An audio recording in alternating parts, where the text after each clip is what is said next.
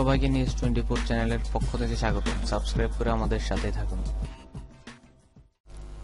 মার্কিন যুক্তরাষ্ট্রের নেতৃত্বাধীন জোটের বিমান হামলায় 11 জন বেসামরিক সিরিয়ান নাগরিক নিহত হয়েছেন বলে জানা গেছে। সিরিয়ার জঙ্গি অধ্যুষিত এলাকা রাকা প্রদেশে এই হতাহতের ঘটনা ঘটেছে।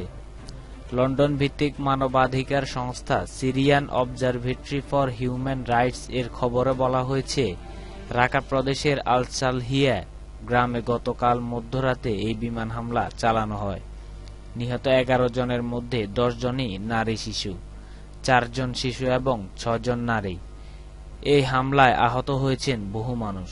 তাদের মধ্যে অনেকের অবস্থা আশঙ্কাজনক বলে নিহতের সংখ্যা বাড়তে পারে বলে উল্লেখ করা হয়েছে অবজারভেটরির খবরে।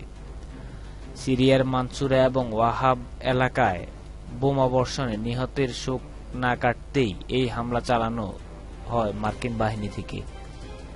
গত 30 এপ্রিল রাকা শহরের ওই অঞ্চলে বোমা হামলা চালিয়ে 14 বেসামরিক সিরিয়াকে হত্যা করেছিল মার্কিনিরা। সিরিয়ায় এই বিমান হামলার তীব্র প্রতিবাদ জানিয়ে আসছে বিভিন্ন দেশ এবং জাতিসংঘ সহ বিভিন্ন সংস্থা।